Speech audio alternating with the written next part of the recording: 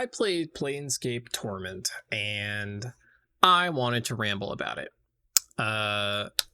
People have a lot of probably deserved love for this game. Lots of nostalgia, although I wouldn't necessarily call it nostalgia, because nostalgia kind of implies like it's like a guilty pleasure almost. Like, nostalgia implies that you know that your love for the thing is based on the time in which it came out and how it fit into your life, and like fond reminiscence. But so not so much nostalgia, but it's crazy that the game came out when it did. So I'm going to talk about that some more. Planescape Torment, the pitch for it, like, not the literal pitch, because the literal pitch that they did was really weird. But I might talk about that later. But the pitch as the game that we got, right? If you're pitching it to somebody else, like, oh, what's Planescape Torment? It's a old school isometric RPG that takes place in Sigil, which is a realm that takes place in the Forgotten Realms of D&D fame, that is basically the center of the multiverse, and like has portals everywhere to like all the different multiverses, and there's a bunch of people there. But like, so here's the thing, the setting is crazy, right? The setting warrants a whole explanation.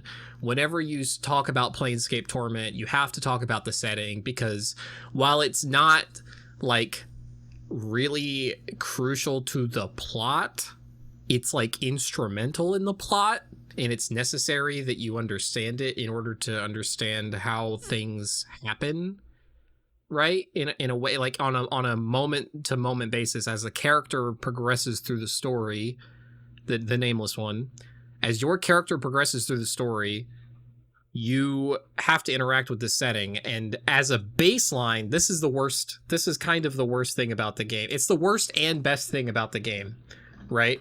Because when you start the game, right, you don't know anything about it. You're just in there, right?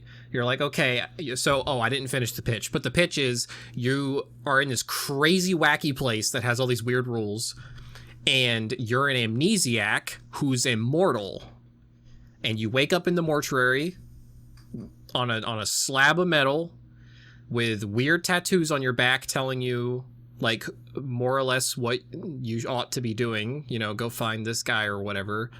And you have a floating talking skull that accompanies you, and he's the comic relief snarky character, right? Okay.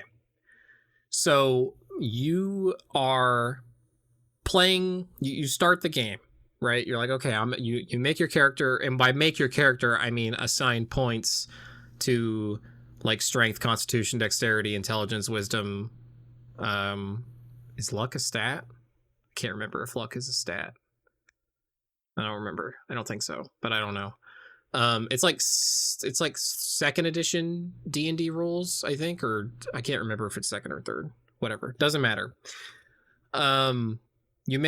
You assign points. These points assignments kind of matter in such that there are things that you can't do if you don't have enough points in some of these stats, but like in the grand scheme, it doesn't matter.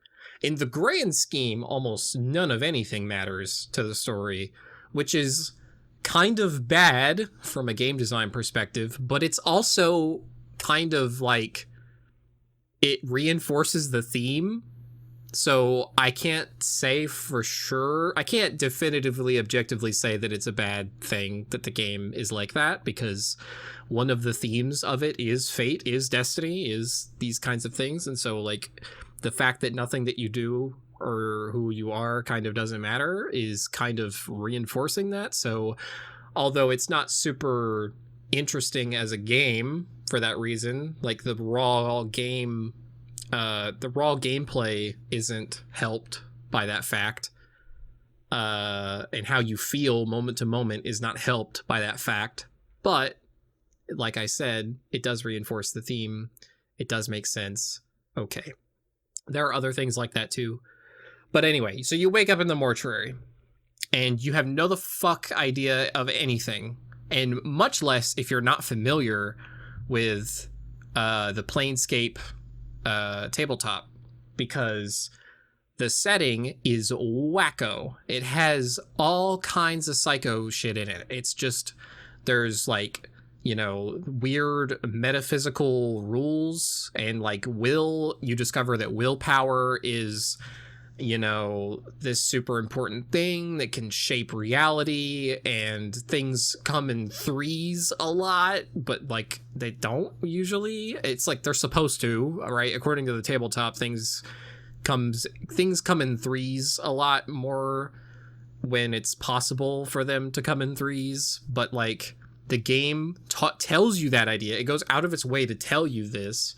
Like, I mean, go out of its way is a little charitable. There's an NPC you can talk to, and Mort, your little skull guy, gives you the lowdown on like, oh yeah, this person's walking in a triangle, rules of threes, and you're like, what? And he explains it to you, and then that's it. The game never talks about it again. At least in my playthrough, they never talked about it again, and its influence was not obvious to me anywhere in the game. Nothing was like suspiciously coming up in threes a lot.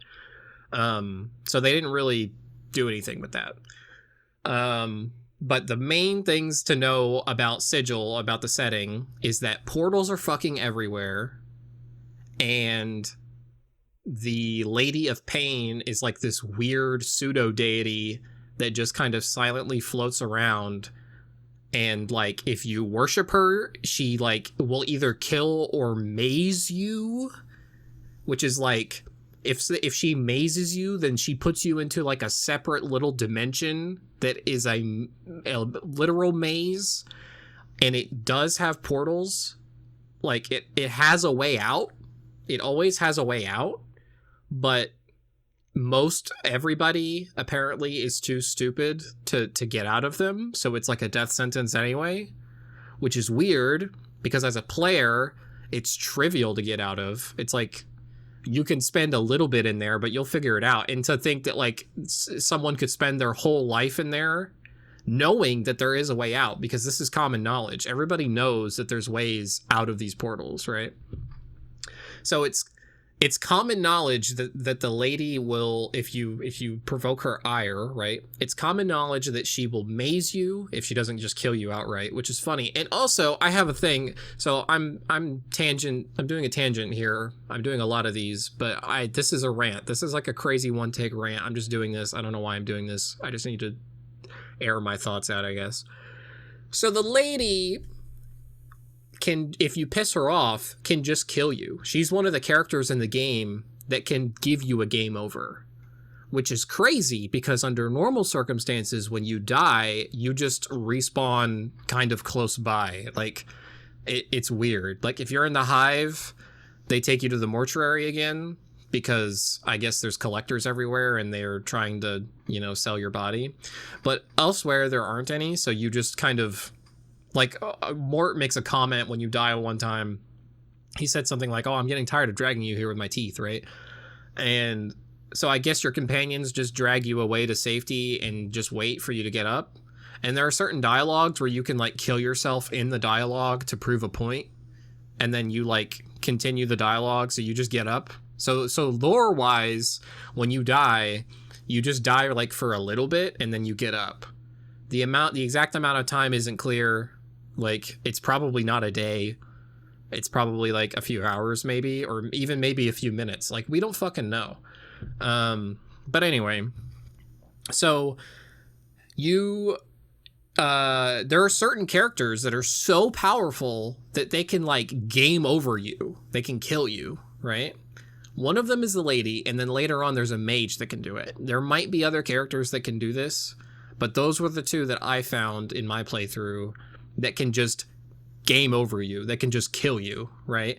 And the game literally says you tested your immortality against the wrong entity, I think is what it says. I don't remember. So what's weird to me is that all signs point to the fact that they kill you, right? Like, if they don't kill you, what do they do? Like, and is that not the point? So, oh, by the way, so I didn't, this rant kind of implies that you know something about Planescape, that you've probably played it. But if you haven't, the point of the game, there are two main goals in the game. Figure out who you are and die. Because obviously, you know, it's kind of weird. It's kind of anti-video game. It's like antithetical to the whole, like, the way most video games work. In most video games, almost every video game that has death as an option for the player character, it is the option that you want to avoid. It's the timeline you don't want to be in. You're trying to avoid death almost always, right? And the same with real life, you know? So it's rare that a story, that a game comes up where dying is the point, where dying is what you want to be doing, right? It's one of your primary goals as this character, is to end your immortality. So the meme goes that you're immortal. You find out that over many, an undefined amount of time, you've spent many lifetimes as various people, because as it turns out, while you are immortal, your memory is not, right? And that there are times, so the lore is a little loosey goosey with this, and I kind of have a problem with it. So the game explains initially that you lose your memory when you die, right?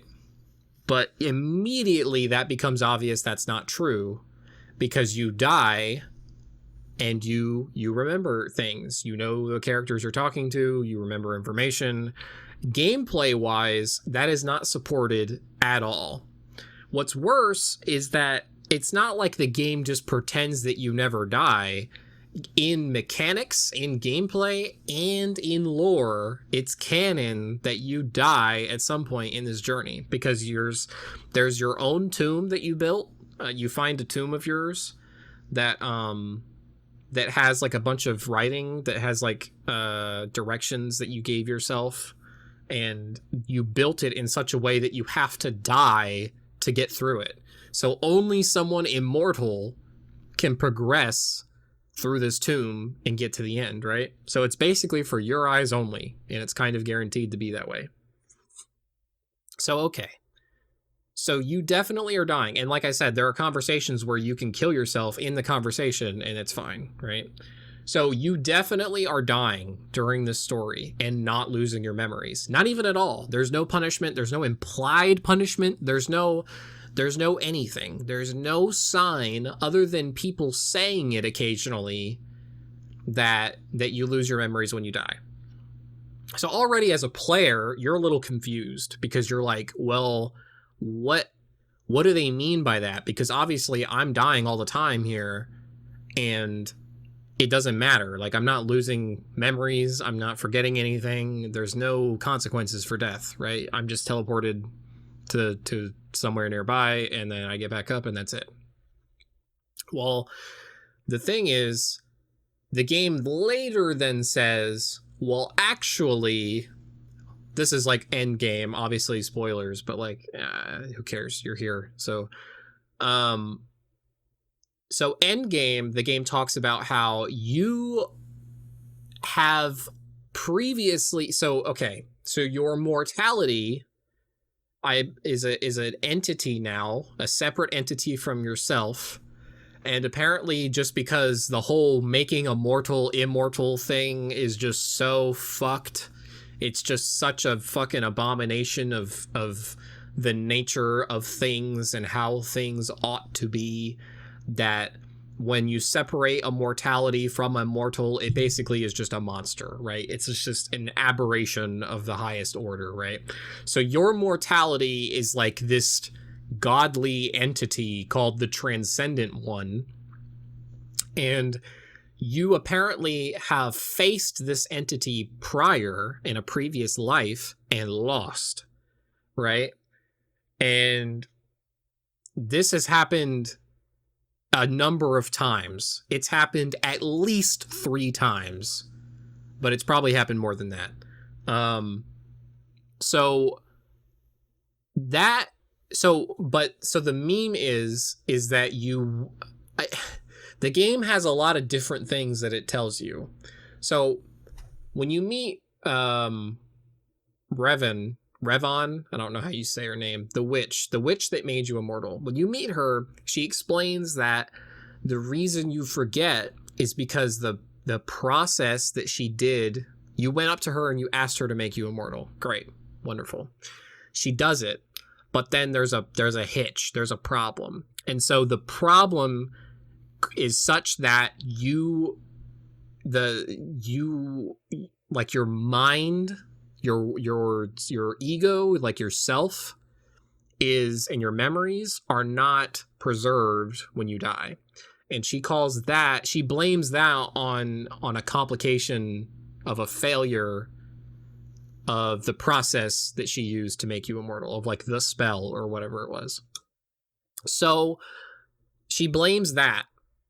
And then later in the game, from my understanding, the Transcendent One then says, oh, you forget because you lost to me, and that was your consequence for losing, because I now am slurping all of your memories every time you die. But remember, that's not what's happening, because we remember in the game, when you die, there's no memory loss consequence.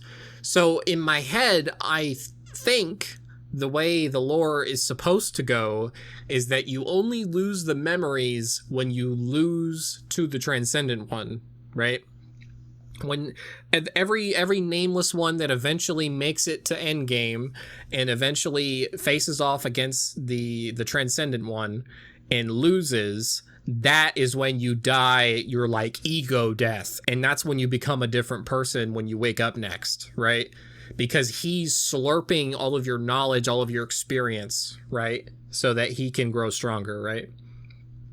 So that's more or less what he tells you. And so the game gives conflicting information a lot, which is like kind of interesting in like terms of a narrative. Like having unreliable information in a narrative is kind of better than having perfect information all the time, because the alternative is boring, right? The alternative is what most movies do, right? Most movies give you perfect information unless they are specifically like giving you like wrong information for the purpose of deceit, right? Because a character is intentionally lying and it's going to be a major plot point.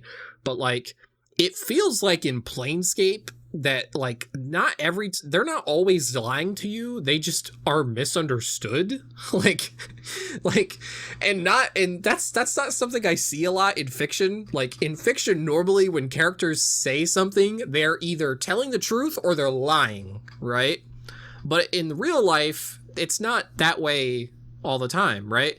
Somebody can be telling the truth, or they could be misunderstood and telling a falsehood, but they believe it to be true, or they could be misrepresenting the truth intentionally, right? And then that's lying. So, but in most fiction, that gray area where they think they're telling the truth, but they're really not, most characters don't seem to do that. Like generally, I don't know. It's just an observation. But in Planescape, it kind of feels like that's the case, because there's this idea of, you know, the way your mortality works and doesn't work, and people comment on it, and it's like, it kind of feels like conjecture on the part of a lot of people. Like the only people who really ought to know is like you, in a way, but obviously you've forgotten, and the Transcendent One, and maybe Revan, however you say her name, the witch, because the thing is that these are the characters that were involved, but like they have an incentive to lie to you also. But like any you can observe the consequences. And so when someone says, oh, you lose your memories when you die, it's that simple. It's like, no, it's obviously not that simple, because in various places in the story, you do die, like canon die. It's not like we can make this separation between gameplay and narrative where like sometimes it's like, oh, well, like in canon, you know, Link didn't dick around for fucking 20 years, you know, trying to stack pots on top of each other while Ganon was destroying the world, even though as a player you can do that, but like that's not canon. What's canon is that Link was, you know, expedient in trying to save the kingdom, right? Even though as a player you have the option of not really being that expedient and dragging your feet and all that, but in the story, Link is heroic and he saves the day and he's expedient and whatever. He doesn't take his time. But in Planescape, it is very, very, very obviously like canon to the character that you are dying like at least multiple times in the same life, right? So this idea that when you die, you lose your memories is not the full story. It only seems to be, and so the game perpetuates this lie, like it tells you straight face, this is how it works. And it doesn't make any sense because you are experiencing it to be not true constantly. And so at the end game, when the game tells you actually it's because the Transcendent One is the one slurping your memories, so it's only when you lose to him, or like maybe when you give up in despair, I don't know. The game is wishy-washy on that. Like a lot of things, the game is pretty unclear and wishy-washy, which for a lot of people I think makes the narrative way more interesting, and I agree to an extent that yes, it's way more interesting to have some ambiguity than it is to just explain literally everything, right? It's always nice to have something to discuss, but I think this game is kind of weird with the rules and the information of things. So, okay, I'm done talking about the Nameless One's mortality on that front. So the next thing that's weird, the Lady of Pain. I'm not going to talk about her for too long because there isn't a whole lot to say. She's this weird, like, omnipotent seeming god that is in charge of and also doesn't give a fuck about. She is simultaneously totally ambivalent to her people and the goings on in Sigil, but also extremely like petty. And if you talk about her or worship her, because she's fucking like, you know, like clairvoyant, she's all seeing, all knowing, everything, anything that happens she knows, right? So if you talk about her a little too much or taunt her or worship her, she mazes you or kills you. That's weird. I don't know how she like cares and doesn't care. And then what are the Abysses doing? Her little servants. Like what are they? They're like hammering on shit all the time. What is she? They're literally said to be servants of her, but like they don't do anything. Like they just kind of fix things and break things, and it's kind of just random. But like they're not like, why is she fixing anything? Why, like, her motives are totally unknowable because they're not consistent, right? You would have to fabricate some insane shit to even begin to approach something that makes her actions and inactions coherent, right? So she has no motive. She's just there to be this weird force. She's not really an actor in the plot. She's not an entity. She's more like a force. She's more like just a thing. She's like a fucking natural disaster that just has like weird rules and whims, right? So yeah. So she's very strange, very weird. And so, okay, I'm not going to talk anymore about that. She's very weird. And part of what makes the early game, so here's what I'll talk about. I'll talk about the early game. So you wake up in the mortuary, you're like, okay, I've lost my memories. I have some instructions written on my back. Go find Feyre, you know, whatever. Find your journal, I think is one of the things it says. And so you're set up on this fucking wild goose chase. And so you're walking around the hive. You know, you get out of the mortuary, and the hive is a piece of shit. It's the shittiest, slummiest, most gross fucking town could ever be conceived of in a fictional setting. It's like the worst place. Like, it's fucking it's like defined as being the worst place, right? And there are people all over the place trying to get you to sell your body so that when you die, they can take it and sell it to the people who run the mortuary so that they can have zombie slaves. And you're going to be a zombie slave for like eternity, right? And they'll give you like 50 coppers, right? Like, it's not even a lot of money. And so you got like people in hoods. It's so fucking like morose. It's fucking horrible. There's people in hoods all over the street that are just in like robes, and they're just waiting for people to die. They're just looking for dead bodies and waiting for someone to die so they can yoink the body and go sell it so that person can become a zombie slave. So that's fucked. And so you got the collectors everywhere. That's their name, the collectors. Then you have your regular thugs, right? You walk around and it's just like you just get into combat because there's just thugs and they want to knife you, right? And you're like, what the fuck? So yeah, so there are just thugs around that just try to knife you out of nowhere. So that's shitty. There's prostitutes everywhere, always very classy. And there's like random like angry, like, I guess they're dragons. They're like little dragonoid beings. I forget what their name is. It's hard to pronounce. It has like an apostrophe in it. But they're like lizard-like creatures that like need that don't take damage from physical damage. Like, you need to use magical weapons or magic to hurt them. And they're like aggressive. They won't like just try to kill you by walking next to them like a thug would, but like if you dialogue with them, they're like, hey, go away. And if you keep talking to them, they like try to kill you, and they probably will because you're low level and you can't do anything. Even Mort is like, don't fucking do that. So this place sucks. This is the shittiest. And so like the architecture is gross. It's this fucking drab, just gross place. It's fucking terrible, right? Everyone hates you. Everyone is either too poor to help you, or is an asshole, right? Those are the only two things that you'll find in the hive, right? I cannot overstate how shitty this place is. It is a miserable location. This is on purpose. This is by design. But it's also really like grating as a player to be in this shitty location for so long. Obviously, everyone's playthrough is going to be a little different depending on how much they decide they want to do and in what order they decide to do things, and like how quick they just happen to find things that advance the plot.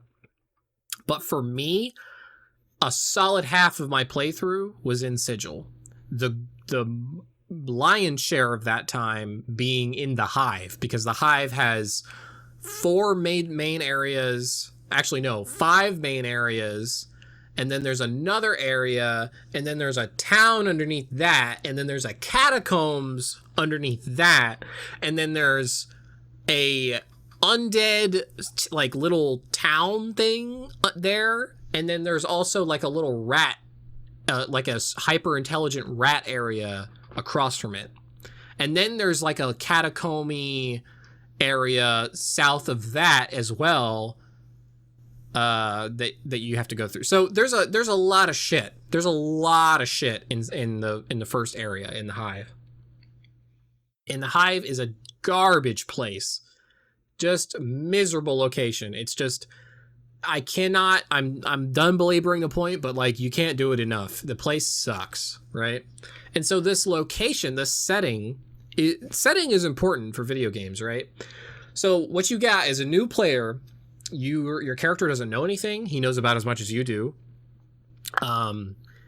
you're in this incredibly hostile environment that is really boring to look at. The place is drab as fuck. It's just awful. Just slummy slum, ugly dirt slum, right? And then you have combat, which is not good. Everybody will agree that Planescape's combat is bad. Planescape Torment. And even people who like the game, they're like, yeah, the combat sucks. And the more charitable side of that is like, well, the combat's not that important and you don't do it a lot. But like the flip side of that is like, no, actually you end up doing it quite a lot. You end up doing it way more than you would want to do that, right? Because the combat is extremely, I don't know how to word it, but it would be like extremely tedious. It's not hard per se, because Mort is ridiculous as a character, because he can taunt enemies so that they only attack him, and he has like a bajillion health and a lot of AC. Well, actually very little AC, which is weird because I guess the older D&D 2 or AD&D, I don't remember what they fucking called it. But AC used to be like, I think roll under is what roll over. I can't remember which one, but the lower your AC, the better in this game, right? Whereas in like Baldur's Gate and newer D&D, and like Pathfinder, you want your AC to be as high as possible, because if they don't roll, it's roll over. So yeah, it's a roll under system in Planescape, if I got that right. So yeah, which, by the way, that system is super unintuitive as a video game. Like, you know, whatever, they just copied the rules from D&D, and that's fine, but they don't tutorialize that at all. It's really weird that, like, intuitively that you want the number to be low. And furthermore, it's really weird because in the item descriptions, it says plus AC next to things that actually are making your AC lower. And so even if you have it straight in your head that lower AC is better, you find a piece of armor and it says that the armor gives +6 AC, then you're like, well, that's bad, right? Because I want plus would make the number bigger, but no, it's actually minus. But they didn't put minus because I guess somebody on the team understood that intuitively having a thing that says minus feels like it's bad for you, even though it's not. So it just doesn't make sense. They made the trade-off, and it just doesn't make sense. And so as a player, that system is just weird, right? The best you can hope for is that somebody will pretty quickly figure out that lower is better, and also that the item descriptions are bad, right? Okay, I had to take a sip of water because I'm dying. Okay. So, Planescape, combat, bad. If you're playing a spellcaster, it's slightly more interesting. Not much. Because you don't really end up using, I didn't personally end up using the spells a lot because I always wanted to save them, and you don't get lots of like good offensive spells that feel like they're worth using. It's weird. It's a weird situation because like early game magic kind of sucks, it feels like, because like, you know, your characters can just hit them and deal roughly equivalent damage pretty fast, right? And that's not limited. The only thing you're kind of limited on is like health, because obviously they're going to be hitting you while you do that. But like Mort is a fucking tank, and healing him isn't so bad, and he can just taunt everything so that it only hits him. So it's not interesting, but it's very tedious and it's kind of annoying. And so combat, not good. And you do it, so you don't, I think you can probably get through the game without fighting anyone. Like, maybe you'd have to run past some people, but I think you can not fight anything, probably. I would believe that to be the case. But you're in a regular playthrough where you're playing normally, like how normal people probably play, you're probably going to end up fighting more than you would like. I played a high wisdom, high intelligence character, which is how honestly I would recommend almost anybody play the game, because personally, if I could time travel and tell myself how to enjoy the game more, I would say lower the difficulty, like below normal, and play I mean, I already did play a high intelligence, high wisdom character, but I would tell him to lower the difficulty, play a high wisdom character, and just dialogue everything, and don't worry too much about combat, healing, and stuff. So the game has like key items. So the thing that makes the game kind of not feel super great, like to a modern sensibility, is you have an extremely limited inventory at first. And it only gets a little better as you get companions. So you have you and Mort. So here's the problem. The problem is the game has a lot of key items that are, and it's unclear which ones are going to be important and which ones aren't. Sometimes you can tell because, like, the bronze orb, or the copper, is it copper or bronze? I can't remember. The fucking sphere that Feyrod wants a lot.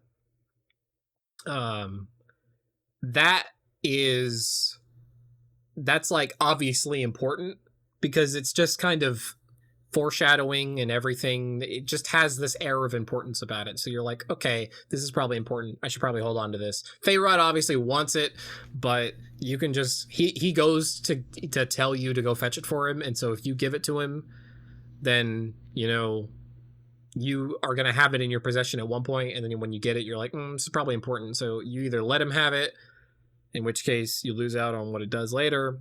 By the way, that's at the end of the fucking game that comes into play. You don't get to use, you get that thing at the beginning of the game, and you don't get to use it until the end of the game. So that's annoying. So, but that's emblematic of how the whole experience is because you're just hoarding these key items. You have no way of storing them anywhere. The game doesn't seem to despawn anything, which, as a modern gamer, at least, I was very scared to drop anything anywhere until I played for a long enough period of time where I was noticing that nothing was going away. Like, anytime I just left something somewhere because I didn't want it, it never seemed to disappear. And so eventually you build up enough confidence where you're like, okay, I'm pretty sure nothing disappears, right? But I never actually left anything on the ground until I got the, Mordron cube that lets you, like, go into your little pocket dimension dungeon master thingy. And then there's that room that has all the Mordrons in it that you can tell them, like, hey, I want to change the difficulty of the dungeon, or hey, I want to teleport to a place.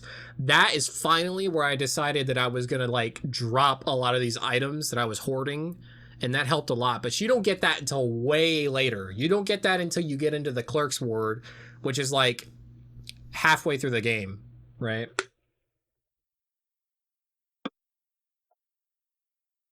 So the game has this problem with hoarding key items. You only get like 2 times like 8 or 10 slots. So like 16, 20 slots, I don't remember. Per character, which everything takes up the same, everything takes up at least 1 slot, right? Everything takes up like, it's like Minecraft rules, right? Like, you just put an item in a slot and then that's it. It's taking up that whole slot. There's no sense of like, oh, well, this thing is small, so it doesn't take up, you know, as much space in your inventory. The volume of all objects is the same, unless they can be stacked. But if it's a one-off key item, of course you can't stack it because you only have one of it, right? So it's really annoying because you're hoarding a lot of these like one-off key items where you're like, I don't know if this is important, but it's like a unique item, so I'm just going to hold on to it.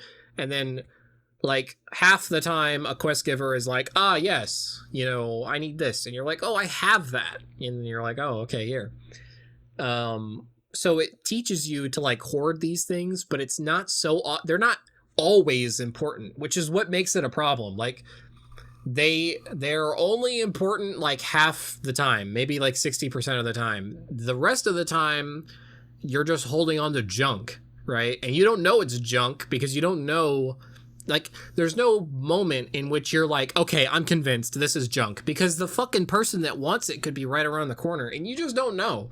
You don't know when that item's going to come into play. Like I said, the copper sphere or the bronze sphere from the beginning of the game, that isn't useful until the fucking last fucking area in the game. It's like hilarious. You have to hoard that thing the whole time. And like the thing is obviously signposted with its importance, but like there are other things like that. There are other things where it's like, oh yeah, I have this thing. Like I collected a fucking I don't remember what it was. I collected a mug that could keep anything in it cold, and I collected like a shard of ice in the art museum with it, and I just held on to it the whole game, and I never found out who needed that. I'm sure someone needs that, because why else would you fucking be able to do that, right? But I never found that side quest. I never did that side quest. So I was just hoarding it the whole time. So unless you're 100% completing the game, you're going to be hoarding shit that you're never going to use throughout the whole game. And it feels bad because your inventory space is limited enough that once you start picking up like scrolls and healing items and, you know, consumables and, you know, weapons and all this other stuff, and like if you want to pick up like, for example, shit to sell, it gets annoying. Like it gets really annoying having to manage this inventory. So that's a strike on the game. I think that's really annoying. That's not fun. That's not, and the game has a weight system, but it never came into play, right? I think that's just a holdover from D&D, but nothing is like heavy enough that you're going to have sufficient quantity of in order to hit the weight limit. I never hit the weight limit one time, and I was not even thinking about it. It was never a consideration in my head. So on any of the characters that I had in my party. So the inventory management is just kind of whack. It has very old school game sensibilities. I mean, that makes sense because the game is old, right? It's like Fallout 2 era we're talking about here. But the game's inventory management sucks. The combat kind of sucks. At least it's boring. It's like it would be better to not be in the game. People talk about Disco Elysium as being like a successor to Planescape Torment, and I can kind of see that. But the thing that Disco Elysium realized was that combat is not required for a game like this to work, right? Disco Elysium had the benefit of Planescape's of Planescape being made. And with hindsight, everybody can play it and look at it and say, actually, this game probably would have been better with no combat. This game probably would have been better if it wasn't held down by a fucking like mediocre kind of real time with pause combat system, right? So that's what makes Disco Elysium. Disco Elysium is better for it. It's better because it doesn't have shitty combat. Like, would Disco Elysium be better if it had Planescape Torment's combat? Of course not. Like, never in a million years, like, would anybody reasonable say so, right? So yeah. So combat bad, inventory management's annoying. The plot, and the setting is aggressive. So the thing is, like, the setting, I've touched on this a couple of times, but I've always rambled off into a different direction. But the setting is really aggressively unpleasant in like the first half, almost the first half. I would say definitely the first third, probably more like the first half, because it feels like all the content in the game is front loaded and the game gets thinner and thinner and thinner as you progress, which makes sense when you hear about the development and how like they were kind of rushed to finish the game. The pacing of the areas gets really fast towards the end, and you're just kind of like ushered through the last bit real fast. Be like, okay, like let's end this now. You know, like it's kind of weird. So you spend the vast majority of the time in the worst area in the game. So that sucks, right? You're like either in the slum or you're in the trash pile under the slum or you're in the catacombs under the trash pile under the slum. Like you're in a shitty place all the time and there's never like this breath. You don't have any time to be like, "Ah, okay. I'm in a nice place." Like, and so that's the segue. So that is a bad experience. I think that is what turns a lot of people off Planescape, that just kind of bounce off of it, because one, at this point the game's old, and like visually and in the audio department and in terms of like just presentation, and like the FMVs are fucking ugly. Like honestly, I think all FMVs are ugly even in modern games, because you can tell immediately the compression, and this is why, because the compression that they put on it to make the file size smaller so that the game isn't like 11 million gigs on your fucking hard drive or on your SSD. They do that. They compress the shit out of the video, and so it looks like awful fucking 40p YouTube compression on every cutscene that isn't in engine, right? And so every game worth their salt in the fucking modern era is doing in-engine cutscenes, because you have the extra benefit of, if you have any kind of character customization, that you can respect that customization in the cutscenes, right? Anyway, so the idea is that you got these kind of subpar graphics, but whatever. It's not overly stylized either, which kind of makes it, it doesn't age as well. Fallout 2 doesn't look very pretty either, but it's somehow more pleasing to look at, I think, just because there's more like, it feels like there's more like variety in locations, right? Like the wasteland is obviously a shithole in a wasteland, and it doesn't have tons and tons of variety, but it has more just, I don't know, it has more areas, right, that are different from each other, that are like visually recognizably different from each other. Once you play enough Planescape, you can look at anything and know where that is, but it's kind of samey and like in a way that is kind of, I don't want to say uninspired, because that's not what it is. The game is very inspired. The game is very unique. But the areas are like, they're bespoke in style, but they are not bespoke really amongst themselves, right? So it's kind of like this one unique, shitty looking, but like on purpose shitty looking, like place. But it's kind of, that's most of the area of like the first half of the game, right? So I don't know. It's kind of, I'm not a huge fan of how Planescape looks. I don't think it holds up very well, and it's definitely not a draw of the game. The cutscenes, the FMV cutscenes, like I said, are terrible. They might have been terrible back then. I have no idea. Probably not, because everybody's had like a fucking 24p fucking monitor that just, you only had like 3 pixels to fucking look at. So it probably looked great back then. I don't know. And you probably couldn't see the compression artifacts like you can now. But on a high resolution display, even a 1080p display, you can clearly see like artifacting, and it's just blurry, and the models aren't even high res or anything. So like the cutscenes are kind of more offensive than just looking at the game. Like moment to moment, you're playing the game, you kind of you acclimate to the style, you acclimate to just seeing the pixels how they are, the kind of weird low frame rate everything is at.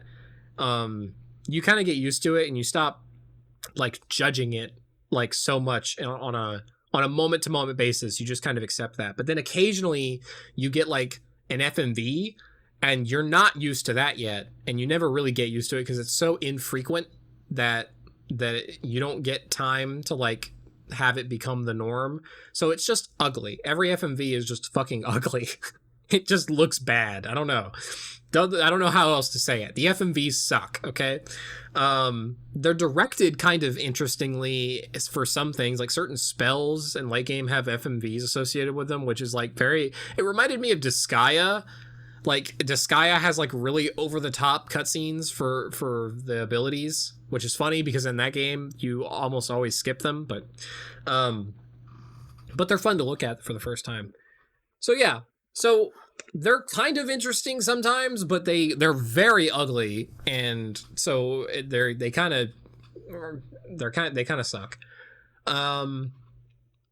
So the audio is like kind of obviously compressed and old and kind of gross sounding.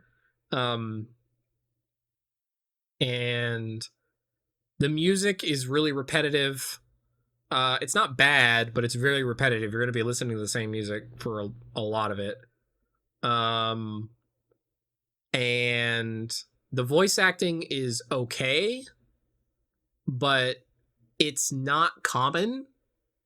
And it's kind of weird when it happens because it only happens like very randomly. Like, it seems like the first line that a companion says is voiced, and then most lines after that are not voiced. But then very occasionally, like, they just voice a line out of nowhere, and you're like, why did they voice that line? Like, it's kind of weird, like, to put emphasis on it. Like, I don't know. Like, I can kind of get the, like, oh, like, your introduction, we're going to voice, right? We're going to voice the first thing they say to you so that you can hear their voice in your head when you read their text, right? Which makes an amount of sense, right? I can wrap my head around that. I understand that. But then, like, they just randomly throw the voice in occasionally. It's not even like important cutscenes are fully voiced because it's not even the full thing. It's like one line in a conversation sometimes. And it's like usually important plot moments, but like sometimes it's not. You're like, what? And so like sometimes the characters will like just say things to each other when you're walking around, when you're not like in a dialogue, you're just like moving across, you know, an area or something. And then they'll just, apropos of nothing, just spout something either to you or to themselves or to each other. That's fine. That's kind of cool. And the voice acting is okay, but it's like very old sounding. Like to modern sensibilities, you can tell that this is kind of old. It's an older game. It just sounds, I don't know, the compression, the quality of the recording equipment, who knows, but it doesn't sound, it sounds like an old movie. Like, I don't know, whatever equipment they used, you can tell. So that's not a huge knock. That doesn't really matter a whole lot. But it's just something that you notice, right? The presentation overall is kind of poor, right? Especially to modern standards. But even generally, if you are like accepting of those and are giving it a pass, it's still only like passable, right? It's not exceptional. I would not call the music great. I would not call the character designs great. I wouldn't call the voice acting great. Although John Delancey is in this game as the angel, the betrayer, and he's great. but that's par for the course. He's a fucking actor. So so his lines are great. Mort's pretty good. He sells the character pretty good. Everyone else is like all right. I wouldn't call anybody else that good. Even the nameless one is like very weird. Like supposedly you can play him however you want, but like his voice acting portrays like a very stoic, like emotionally uninvolved kind of demeanor, but you can play him like a fucking psycho, right? But obviously they're kind of pushing the canon nameless one into being like very stoic, because they can only record one set of lines. I mean, I get it, like that's fine, whatever. But all that said, so basically all told, the presentation is not super good. It's not a highlight of the game at all. What is the highlight of the game? The highlight of the game is the writing. And when I say the writing, I don't mean the plot, because the plot kind of sucks. The plot, this is a hot take, right? Everybody thinks Planescape Torment is like the fucking greatest video game to ever grace our fucking mortal minds, right? But me personally, I don't think the plot So the distinction I'm making, to be super duper extra squeaky clear, is that the plot is the events that happen and that did happen and that will happen, right, over the course of the game. It's the literal things that happen, what the characters do. The writing is literally that. It is the text and how it's composed, the word choice, how information is decided to be revealed to you in the dialogue, just the demeanor of the characters, how the characters talk to you and each other, what dialogue options you have. Those are pretty good. Now, I'll make the distinction here again that while I think the writing is pretty good, I think the actual gameplay influence of said writing is kind of meh. It's a really good example of the illusion of choice. So like I said earlier, I alluded to it that it's kind of it kind of is in service of some of the game's themes, that none of your choices ultimately really matter. The game has 3 endings, and each ending has 2 or 3 ways to get that ending, but all of that is just a single thing that you do at the end of the game. It's kind of like what Mass Effect 3 had. And everybody criticized the shit out of Mass Effect 3's ending because it was do you want red explosion, blue explosion, or green explosion? And everyone was collective eye roll because they thought that was just the dumbest thing ever. But so Planescape isn't that bad, obviously. Planescape has you die, as in you will yourself out of existence if you have enough wisdom, or you convince your mortality to merge with you, or you defeat your mortality and get it back by force, I guess. The first and the last don't seem to be functionally different. I don't think the nameless one is more or less powerful for defeating his mortality than he is for absorbing it. You would think that absorbing it is maybe better, but he gets it back either way. I don't know, it's kind of weird.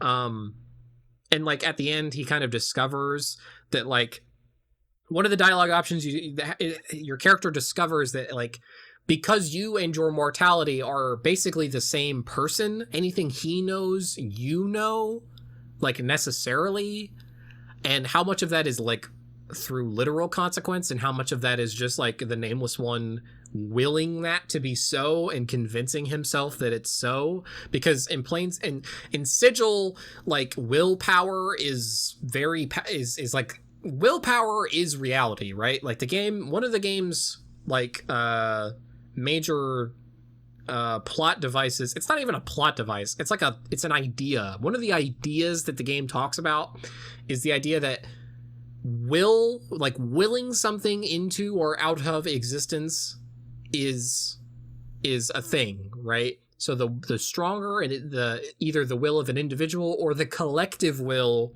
of a people.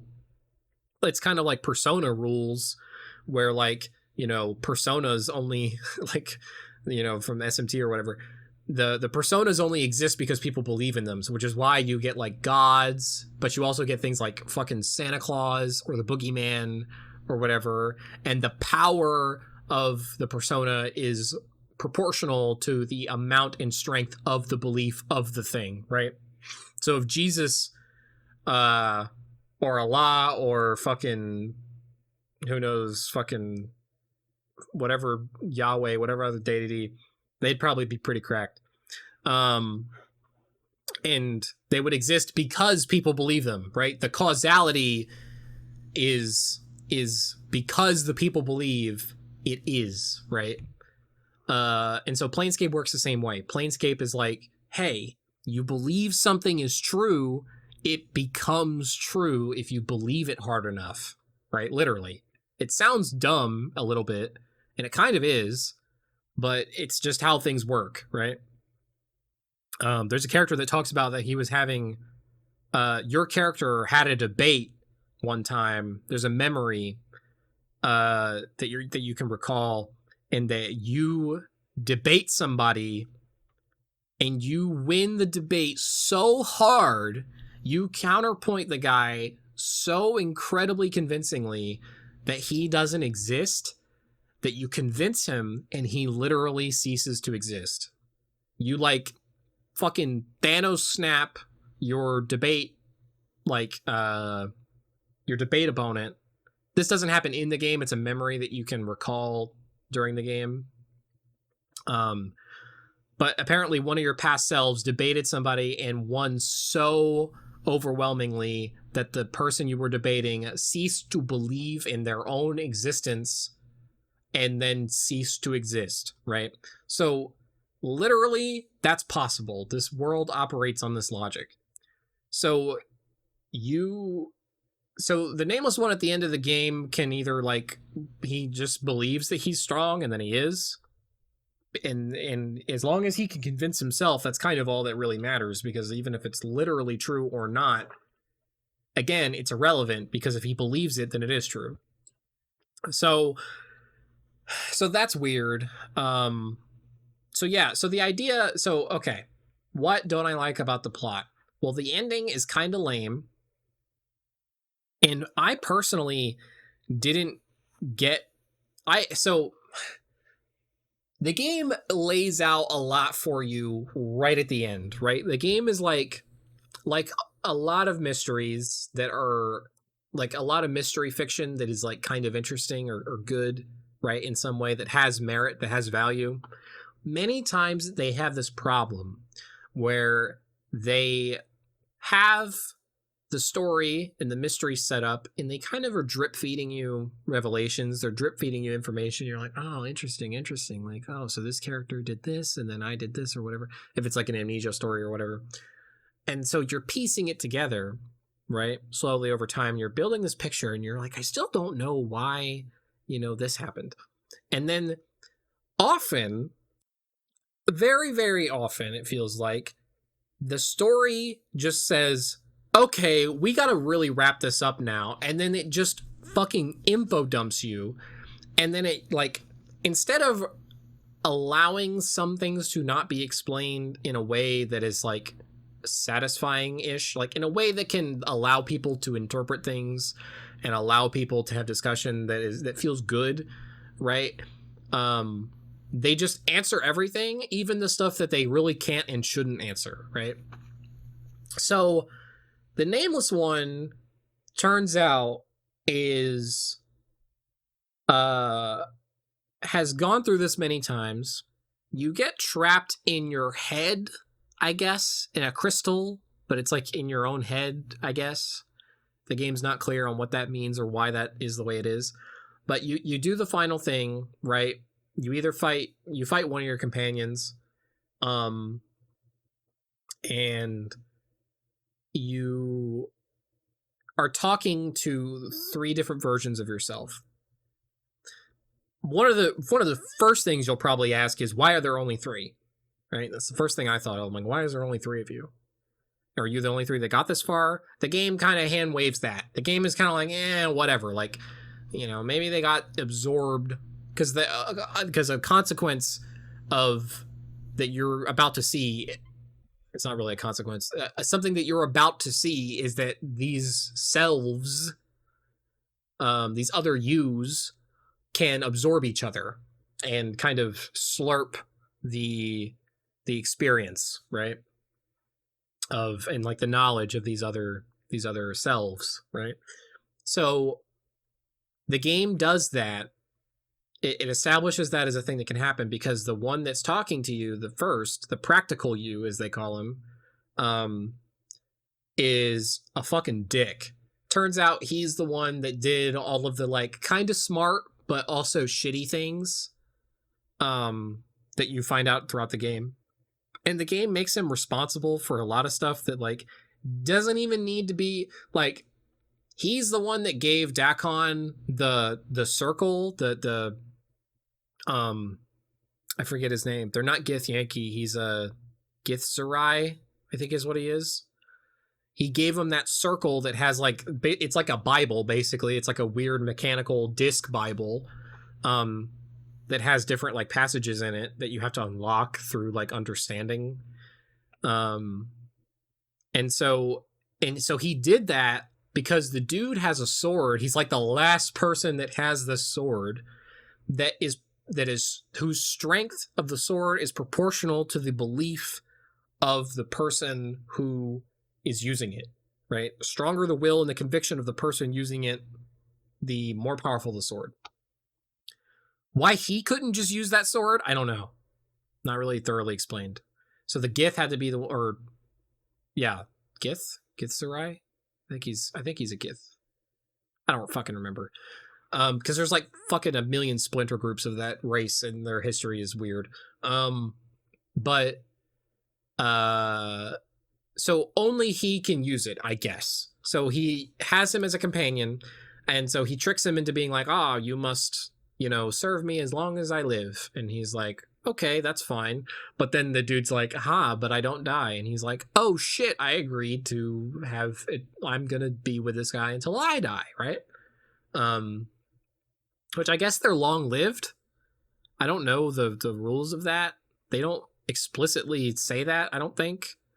But, like, it's kind of weird because the dude has obviously been with you for a while, so I have to assume that his race is, like, an extremely long-lived race, like, longer than humans, because he's been with you through multiple iterations of this.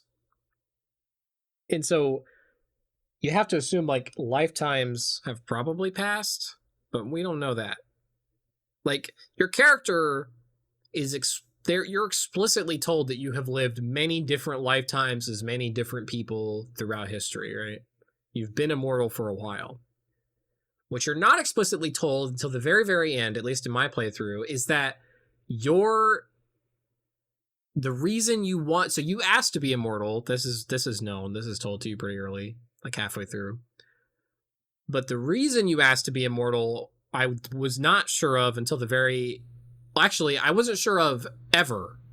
I actually had to look it up because I was like, what? So the ending happens in like most of the endings, you pick up, you die, you like reclaim your mortality. You don't really die. You reclaim your mortality. You're teleported to like another desert shithole wasteland where you spent like the second half of the game. You spend, it's fucking weird. The second half of the game, I'm really just going all over the place. I'm digressing all over. But the second half of the game is like just another like deserty shithole, one deserty shithole after another. And like supposedly you go to like 3 different worlds, but like they all look the same. Like I don't know. I can't, they're dumb. I don't know. The game, you can tell the game was rushed. You can tell the game wasn't finished.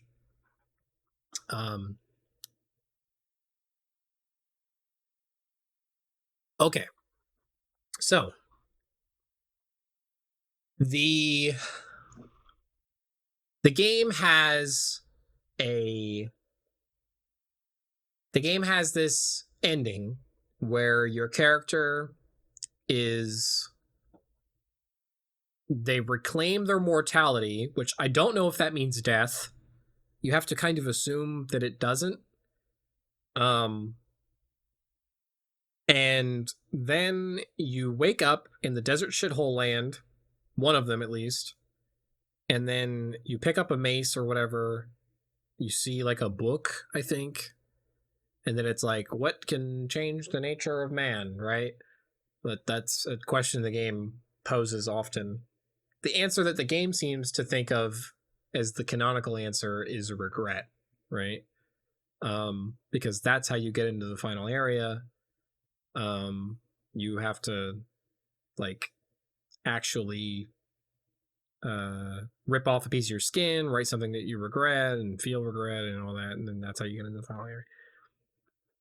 So the ending just has you like going off into this weird battle in the shitty desert land, and I'm like, what the fuck is that?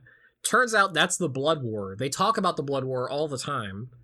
And I knew about the Blood War, and I knew the Blood War was like this weird thing that was happening, and some characters talk about it, and you have dialogue options that talk about it, and it's just kind of this background thing that doesn't seem like it pertains to your story. It feels like world building when you hear about it. And I don't know when the game tells you this, and I don't know if I just didn't read it or something, but I finished the game. I had no fucking idea. But apparently the Nameless One, the reason he wanted to be immortal is because he had gotten into some agreement, or something had happened that had condemned him to serve in the Blood War when he dies. Which I guess when he dies, yeah. So I guess that means that when he reclaims his mortality, he immediately dies, and that's why he wakes up to do the Blood War.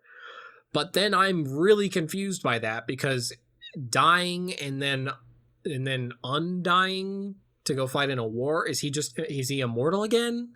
Is he just going to keep eternally fighting in this eternal war? Or is he like, when you die, you undie one time, and then you fight into the Blood War until you die again, and then you're actually dead? Like, I don't know. The game's kind of... The game does not... It goes way out of its way to explain things that are very crystal clear, and then it does not make any effort to make sure that you understand, like, what the fuck the ending is, right? It's one of those weird instances where, like, you already understand most of what the game is telling you, and the game takes multiple opportunities to really hammer it home and tell you something over and over again, and then something as important as the actual ending of the game, the context for it is easily missed, right? And you're like, what the fuck? Why is he here? What is he doing? What? I had to look it up. You should never have to look up, like, if you were paying attention, which I was, I mean, I would not have finished the game if I wasn't trying to pay attention, right? I would have just dropped it. I was paying attention, and yet I did not know at all, had no inkling, no notion that my character was going to serve in the Blood War, and that's why he wanted to be immortal. Apparently, you know, the game facts and Reddit fucking threads that I read, people talking about it from like 15 years ago, that's what they say. I don't even necessarily know how they know that, but that's apparently what it is. So that's weird. That ending is not... I don't love it. I would probably like it more if it made more sense to me when it happened, but it feels like one of those things where it's like, oh yeah, like, that's the ending, and also, like, you had to have read or had this specific conversation with this specific NPC in order to find out that that's why. Which is, like, kind of one of the bigger, more important pieces of information that you learn, that you would learn. I didn't. But then the game, like, decides to, like, oh, well, you were actually different people, and that, oh, you actually, you know, you were the one that gave the fucking disc Bible to Dakon, just so that he would have high enough will to use the sword so that he could kill your enemies better, and you enslaved him or whatever, and that you actually were the one that got Dianetra or whatever to die so that you could have a dead person on your side or whatever, because I guess that's useful. And then, like, you actually were the one, like, the crazy you was the one that left all the insane ramblings, but then the practical you was the one that left the backwriting, but he was kind of vague, and when you tell him he was vague, he's like, fuck you, you're an idiot. And then the good you is actually the one that did the bad thing. So here's another thing. I don't actually know what the bad thing was, right? Still to this day, I don't. I could look it up maybe, but, like, the game goes out of its way to explain so much towards the end that you kind of already know. You already know that one of your past selves, you know, created the dodecahedron journal, and they trapped it because they were paranoid. You already know that one of your other U's was like very cold and very manipulative and used people. And you already know that, you know, there was an original U that didn't want to die or whatever. And it's like, I don't know, man. It's kind of just, it's either information you already have or it's information that you would have never gotten unless the game told it to you right at the end, right? Like, I feel like the way the game drips some of the other information is done better, and some of the other, like, revelations towards the end are kind of just, okay, let's move this along, like, let's do some stuff. And then some things it just doesn't seem to reveal at all. I don't know. Maybe I fucking missed it. I don't fucking know. But, like, that's weird. The game has a lot of reading. It has a lot of shit going for it. And it's hard to fully catch everything because the game setting is so crazy that it's hard to distinguish useful information from world building. Like, the Lady of Pain, she seems obviously very important, right? How could the deity not be important, right? How could the, like, weird, like, she's not even a deity, she's like a weird deity. She's like just this force, this like looming thing. She's the cover. She's all the iconography for the game. She's the cover. She's the fucking desktop icon, I think. You know, she's everything, right? She's all the branding for the game is her. She's not important. She's the least important fucking character in the game. She is so incidental. And it's fucking weird because the setting is so, like, wacky. Sigil is such a crazy, wacky place that you can't distinguish, as somebody unfamiliar with the game and the setting, just a regular player. When you're playing, you cannot really easily distinguish important information from world building, right? And so the game, like, really, it kind of exhausts you in a way because it's like, well, you know, this doesn't seem important. Turns out, no, the Blood War is very important. Like, get fucked, you know? And you're like, oh, this Lady of Pain. Like, you can ask almost everybody about the Lady of Pain. She's not important. You know what she does that's important to the plot? She mazes the chick that gave you immortality, the witch. And what's funny is that she's literally willingly there. She just decides to stay. She knows how to get out. She tells you how to get out, which is weird, by the way. I don't know why. Her motivations are really dumb, and it's like a plot convenience and a half for her to be like, oh, this is how you leave. And then when you go to leave, she's like, you thought I was going to let you leave? Like, and then it turns out the information that she gave you was true. And it's like, why did you tell me if you had no intention of letting me leave? Just don't tell me. That's not consistent with the person who has that motivation, right? And then, like, it just doesn't make any sense, right? Characters they don't always act rationally. And you could say, like, oh, well, it's because she's like a witch and she's crazy, right?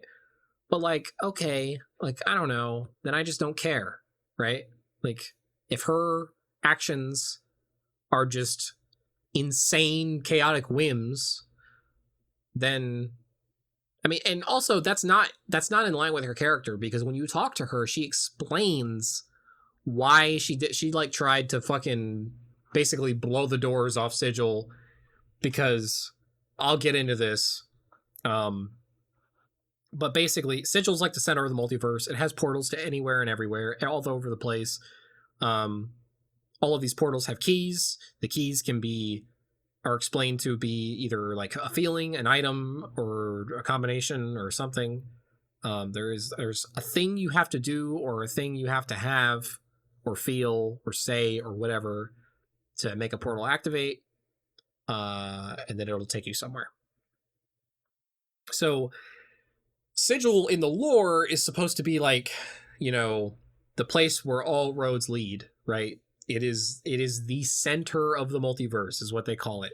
You can't get any more central and important than that. So it has portals to all over the place. You got people that are just kind of incidentally coming here on accident, falling through portals, and then they can't find their way back. The comment that happens way more than once, happens a lot. And so the the concept of this place that leads to all places is cool. And in the lore, the witch bitch, Revan or whatever, I don't think that's her name. I forget what her name is. She tries to, like, they call the place the Cage. A nickname for Sigil is the Cage. It's unclear whether it's to keep, like, things out or keep things in or keep the lady out or in or whatever. Who knows? But they call it the Cage. But despite being a cage, it's relatively open because shit gets in and out all the time. So it's kind of weird. Doesn't really make any sense. Just another weird circular thing about the setting. And so she tries to basically just blow the doors open and just let anybody and anything come in, right? Which apparently is not the case right now. Even though people are leaking in, it's like not a lot. It's not like, you know, it's not open borders, right? So she tries to do that. The Lady of Pain mazes her, and then she's like, all right, fuck it, I'll just stay here, despite knowing how to get out. And so so that's it. That's the lady. That's the only thing the lady does that's even remotely important to the plot. She is just there for the rest of it. That the witch could have very easily just been like, and then I retired to my cottage in the middle of the wastes where no one would find me. Like, it could have very easily been that. Like, it doesn't matter. She's just where she wants to be, away from everyone else. And so the lady, although seeming and being the iconography, being like super obviously signposted to be important, is not important at all. She's just so unimportant to the plot of the game. It's crazy. And so as a player, you don't have an easy way to know what the game is telling you is actually important. So you're probably not reading everything, right? Like, it would be kind of annoying to actually sit through and talk to every single person, do every single dialogue. I kind of did for a while, but it just wears you out. Like, you're just like, all right, let's get this show on the road. Like, let's stop talking to literally everybody about literally everything. I'm like, let's start being more intentional with what we decide to talk about and who we decide to talk to. And so the game, I don't know, it doesn't feel like the game rewards you reading into it, because a lot of what you read is either incidental or just straight up not explored by the game. There's a concept, the rule of threes. It doesn't come up. It's just, it doesn't fucking matter. Like, the game, Mort talks about it early on, and apparently in the tabletop, I looked up that the tabletop has the rule of three as a thing. Like, circularity is a thing. Things are often in circles, and like, looking back, you can tell because of the menu design. A lot of the visual design is circular, and so you can kind of see that. And so, like, okay, whatever, that's fine. And then there's another one that I fucking can't even remember. I don't think it even matters.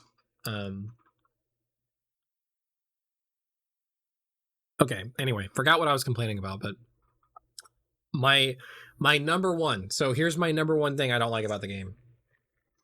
More than anything else, the problem I have with Planescape Torment is this idea, this concept is gold. It's really good. You have this weird place that kind of sucks, but it's a place that leads to all places. It's got portals everywhere. You can't fucking walk down the street without tripping through a portal. Like, people talk about it all the time in universe. It's a thing. It happens. People are constantly coming here by accident, constantly leaving by accident. It's great. It's a great concept for a setting. So what do you do in the game? You don't go anywhere. You just walk around the slums for half of it. You walk around a slightly nicer part for some of it. And then you walk around a fucking shitty, evil desert for, like, the last part of the game. Like, the last third, maybe. And it's like, why? Like, you have all this potential. Like, the idea is like, oh, you're walking around this, the shitty slum area, and you walk through a doorway while you're thinking about how good chocolate tastes, and then bang, you're fucking in some other place. You're in a forest, or you're in a chocolate factory, or whatever the fuck. Like, it doesn't matter, and you're in just a completely different. You're not even in Sigil anymore. You're somewhere else, right? So this plains walking, like, constantly going to new and exciting places all the time. And you don't even have to flesh out these places, right? It's not like every place needs to be like a Sigil-sized area.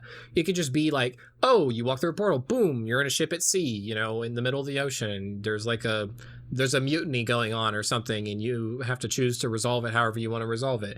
And then you walk through another portal, and then, oh, bang, you're in a forest, and, there's a forest fire happening and you have to escape or something, and whatever. And then you walk through another portal, oh bang, and you're like in another place and you're doing other things. Like, it's like there's so much opportunity to have like oh, you walk through a doorway and you're at the summit of a fucking mountain, right? Like, oh shit.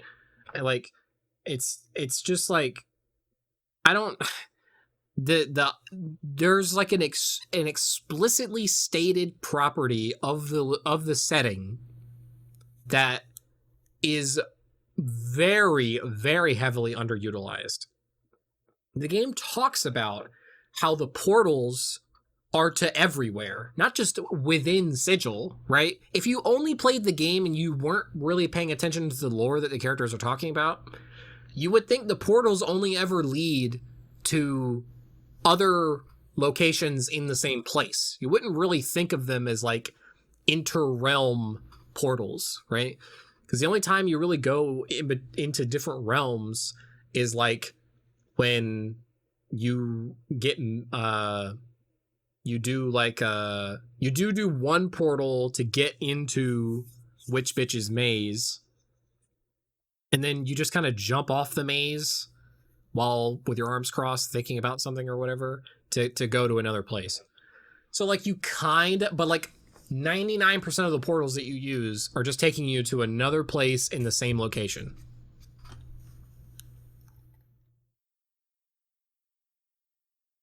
That is my number one problem, the number one like missed potential I think that Planescape Torment has. Beyond everything else, beyond the presentation or whatever, I mean, this would help. Beyond the combat, don't even really care too bad. Like, the biggest problem the game has is that you are in the same places doing mundane key item swapping while you're in a place that promises to be this exotic like place where will is reality and portals are leading you everywhere and things always happen in threes and everything's circular. And it's like the game has like the setting is so fantastical and so interesting, but the game I wouldn't even say it underutilizes it. It just barely utilizes it. The setting is like incidental to the plot, which is crazy. Like, even the Lady of Pain is incidental, which is psycho because she's the fucking she's on the cover. She's all the iconography for the game. Planescape Torment. Sigil is like a super big part of what people experience, and yet it is so unimportant. It's like not even a vehicle. It's like just happens to be the place where the game is set. It doesn't speak to anything about the game's themes. It doesn't like inform the way you play very often at all. It's just there, and it just is, and it's not interesting. Like, it's an interesting setting utilized in the worst, most boringest way possible. It's like you in one ear, you got somebody in your ear constantly telling you like, oh, Sigil's so cool, the fucking portals and the planes and the fucking, it's got all these rules and will is reality and all that. And then, like, you're playing the game and you're just, like, fetching bullshit from one side of the garbage area to another side of the garbage area. And it's like, occasionally there's a portal where it's like, oh, you put junk in this place and now you got a portal that takes you 3 feet in this direction. And you're like, oh, that's fucking dumb. Like, or there's another portal where it's like, oh, well, you know, this portal is just, it's just there. Like, you don't have to know anything. There's no key to it that you know of, but it's just always there when you go there. It's like, I don't know. The portals are, again, incidental. Like, they just are there. Like, it doesn't really matter that they exist. It's just, I don't know. The game setting is horribly utilized. And I cannot call the game a masterpiece. Like, you hear the discourse. It's not even really discourse because it's pretty fucking unanimous. You hear people talk about this game and they're like, hey, Planescape Torment, fucking masterpiece. This game is art, right? People talk about it in such a reverent light. And it's fucking weird to me because the game, the way I see Planescape, I'm like, that's a cool game that, you know, has some neat stuff in it, but it's not very, like, it's not a masterpiece. I would never call it a masterpiece. It's a neat game that has some decent writing and a very unique concept.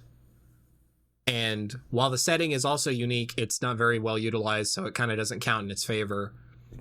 But the best thing you can say about Planescape is that its conceit is so weird and high concept that it would never be made today, and it's fucking crazy that it even got made back then. I can't imagine any bean counter, like, listening to the pitch and being like, yes, we are gonna make this weirdly philosophical game about fate where your entire purpose is, like, finding this amnesiac's past, finding out what happened in this immortal amnesiac's past in a setting that is said to be a horrible shithole at the center of the universe, center of the multiverse, actually, with portals everywhere. And we're gonna ask questions about what can change the nature of man. Like, it's fucking weird. Like, it would never in a million years would it ever happen again. It's fucking crazy. So on that end, I get it. I get part of why people like Planescape so much, but I cannot help but feel like it's a little hyperbolic to say that the game is like a masterpiece, right? I think a masterpiece, like, we're in subjective land here, okay? Nothing's objectively really a masterpiece, okay? We gotta clear up a little bit here, right? So I would say for a game to qualify as a masterpiece, to me, I would say that every element of the game is all in service of the same goal, right? A masterpiece is a game that executes its intention with, like, every part of it contributing significantly towards and successfully towards that goal, right? Towards that intended experience, okay? Planescape does not do that. Planescape's intended goal or intended experience is honestly really hard to figure out because the game is so disparate in ideas and in gameplay that it's kind of all over the place, just like Sigil. And it's fucking weird because the game has combat that is optional sometimes. To the game's credit, you can usually avoid combat in, like, important quests, but, like, just running around, you're going to get into combat.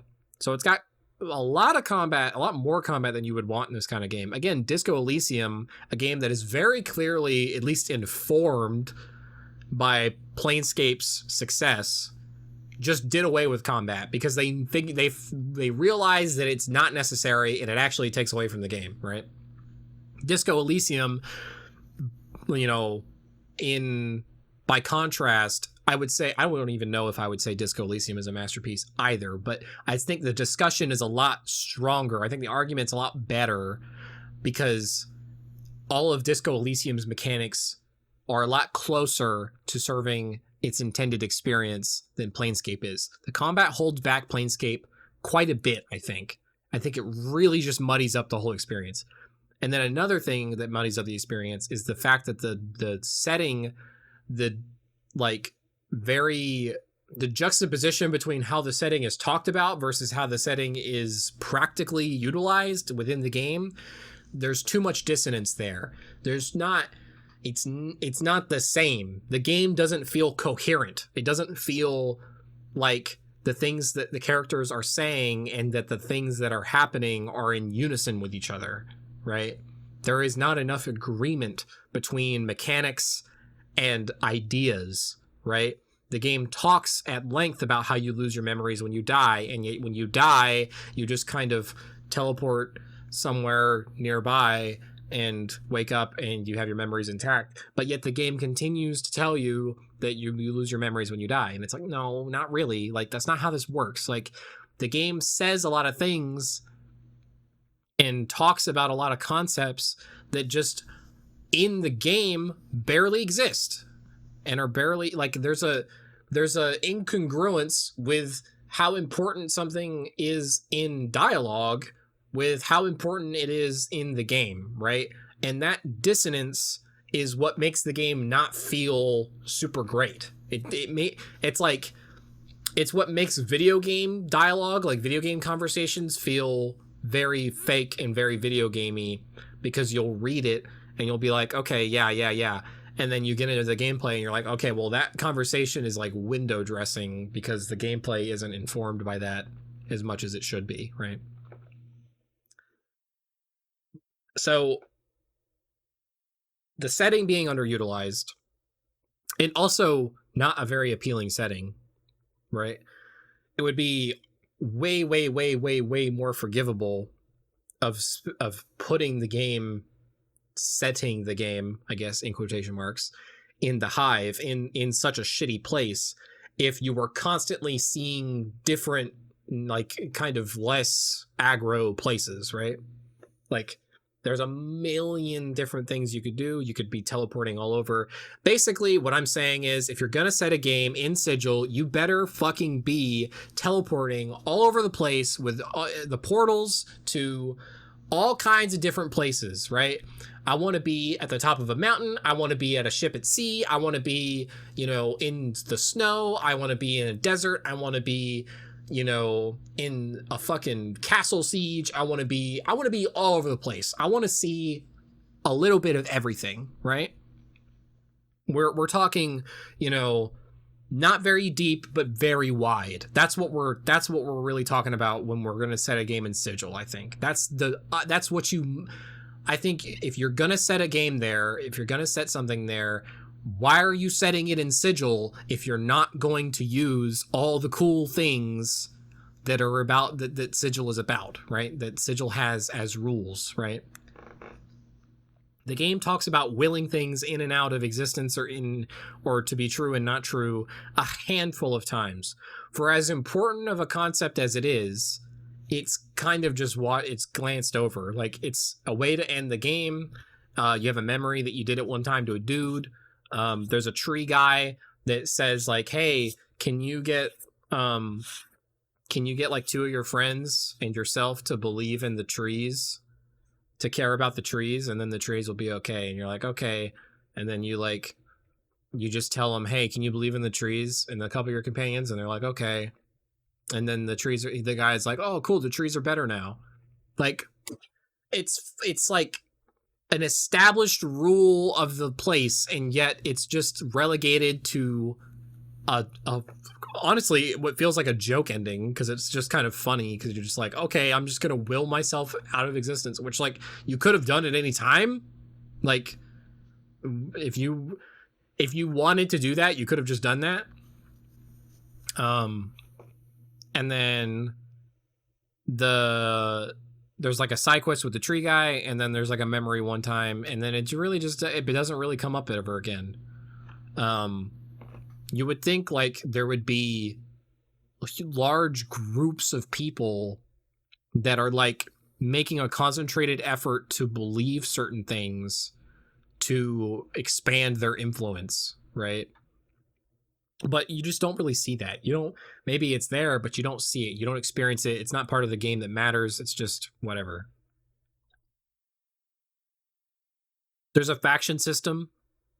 The faction system basically doesn't matter. It feels like none of the, like, it feels like most of the factions, you can like join them and then get like maybe an extra couple dialogues or whatever. But the benefits to joining are like, in most cases, it seems like you can just avoid joining the faction by like doing a speech check, which is like, okay, whatever. Like you can get the benefit without joining. Like, I never felt like, oh man, because I'm in this faction, shit matters, right? Like, there was like one time where I was in the Chaos Boys faction, and there was like one guy where I could be like, oh, relax, I too am a Chaos man. And then he was like, oh, cool. But he didn't matter. Like, nothing he said was important. Like, none of, especially like to the plot, or even less so. Like, he wasn't important to what I was doing, really, and he was even less important to the overall plot, because like I said earlier, nothing really matters to the plot. You get the same 3 endings kind of no matter what you do.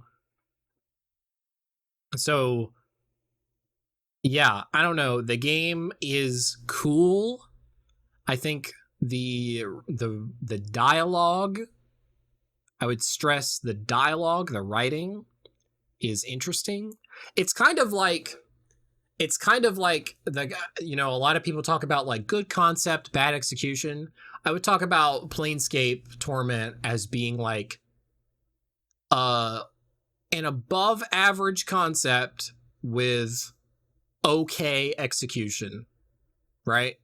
Like a pretty inspired concept with decent execution. That's what Planescape Torment feels like to me, right? A lot of things, you know, a better game could be a lesser concept with better execution, right? Because both matter. Like, if your concept is not as interesting as Planescape's, but you execute it perfectly, obviously that's a better game, right? Like, sure, maybe they didn't, you know, try for as much, but it's not about the absolute value of what you attempted. It's about the success you actually had in the attempt, right? What percentage of your goal did you hit, right? Like, Planescape feels like it wanted to be a much bigger, different game than it ended up being. And like, I think people have a soft spot for that kind of thing. I think people, when they see a game that, like, you know, shoots for the stars and only hits the moon, they're like, well, you know, the game's still a masterpiece because it's just so ambitious or whatever. The concept is so great. And it's like, no, dude, like, you gotta think about it. Like, the concept is cool, but the concept is not what you are experiencing moment to moment. The video game is the video game. The concept is this separate idea apart from the video game, right? So the video game that we got is a pretty cool, like, relatively heady, wordy game with pretty good writing, an okay to average plot, with bad combat, annoying inventory management, and a obviously rushed and lower quality second half. Is that a masterpiece? Did I just describe a masterpiece? I don't think so. I think that's obvious, right?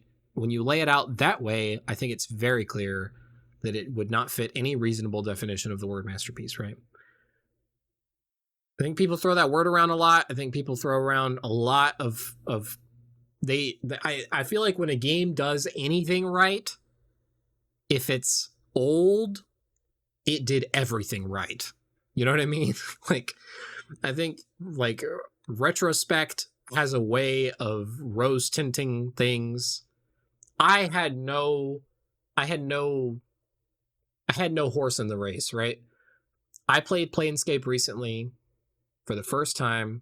Playthrough took me, I think it was like 25 hours, 24 or something like that. And I played it without having played it back when it came out. I just played it today. I love Fallout 2. I think Fallout 2 is a great game. And so I was prepared for like the old school kind of limitations and elements that were going to be not up to modern sensibilities, right? But that's part of it, right? There are games that are good, that were good, and are still good. Tetris is probably one of the better games ever made, because newer iterations of Tetris are largely the same game as the original one, right? You get like holding pieces, I think came out later. Like they added like a couple things, but like they almost hit it out of the park first try, right? Tetris is crazy. It's like a super, super good game. It has no story, has no anything, whatever. That's not important.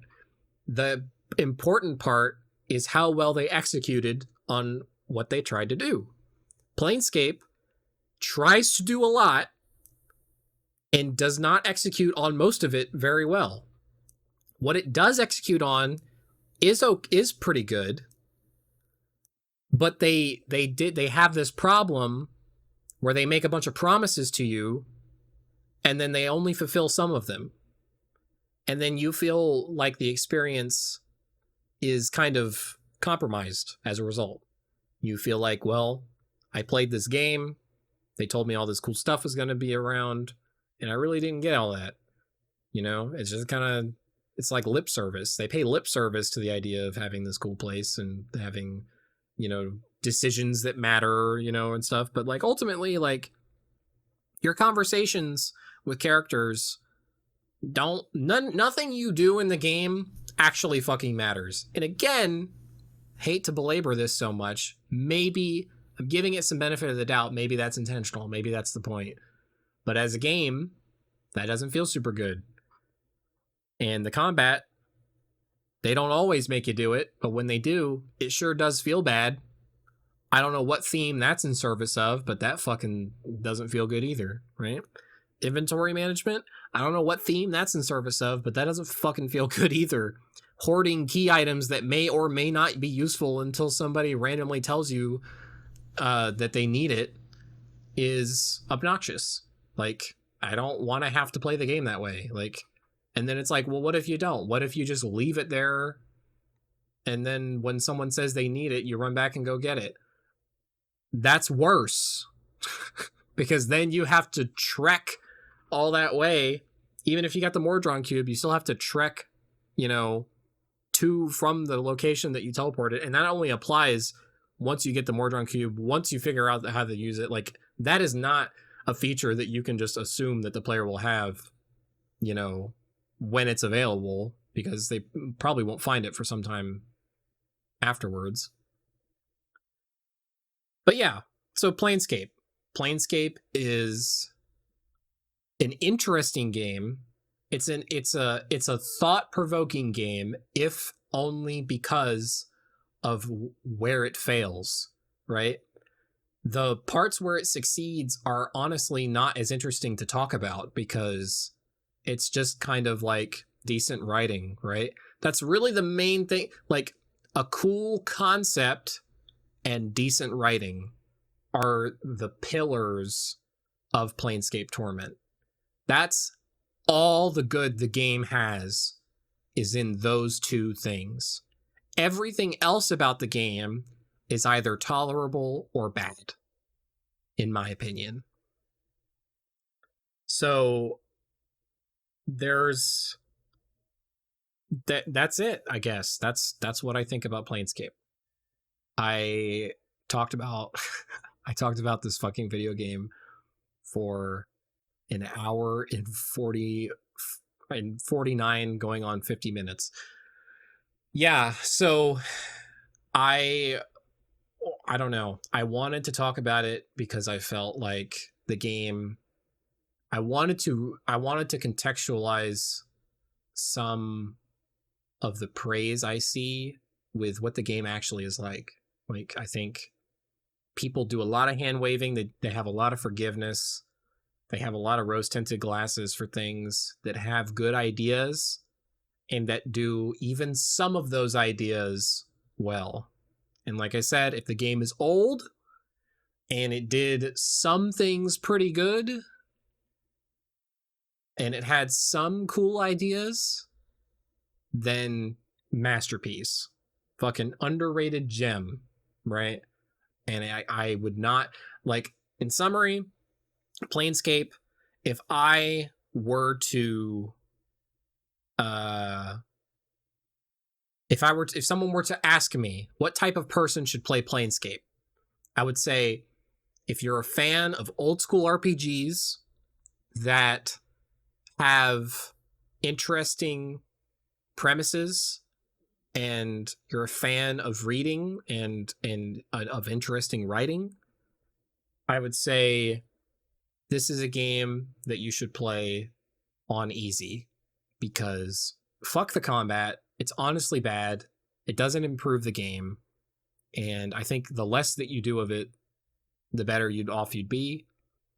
Just do a high anti-wisdom character. That's, pick all the fun dialogue options and just do that. And I don't know. It's a game that is hard if you aren't into slightly heady, slightly philosophical, weird settings that are hard to relate to and ground yourself in. Like, most people aren't going to like Planescape. You can't recommend Planescape to most people. They have to be, the Venn diagram is people who like old school RPGs, like slightly more obtuse, heady writing and themes, like really unique concepts that involve like semi-detective work, I guess, but it's like Amnesiac Immortal is kind of interesting, and that has to appeal to you. And lots of dialogue, and also has to be willing to tolerate subpar to just outright exhausting and shitty combat. So that 5-way Venn diagram, only the overlap of all of those people are the people that I would recommend the game to, right? Which is hardly anybody, right? What I think Planescape is good, I think it is better to listen to somebody talk about Planescape. Like, if you're somebody who doesn't quite hit all those points, just listen to like some kind of like, retrospective or somebody that does like a plot summary or some kind of, that talks about the game, who obviously loves the game. I don't love the game, right? But I think you would have a much more enjoyment listening to that person. You would get a much more condensed, solid idea of what Planescape is right off the get-go, and you would have an appreciation for what it is and what it was. And maybe that would be like a slightly biased or tilted in the favor of the game's like legacy, because these people who are talking about it are probably talking about it in a much more favorable light than I personally think it deserves. That said, development's very hard, and they made something pretty cool. And that is worth something, right? Masterpiece, no. Art,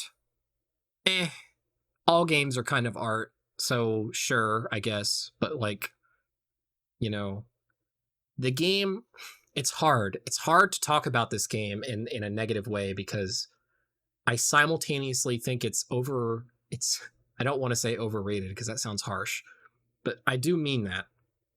It's over it's like over applauded, right?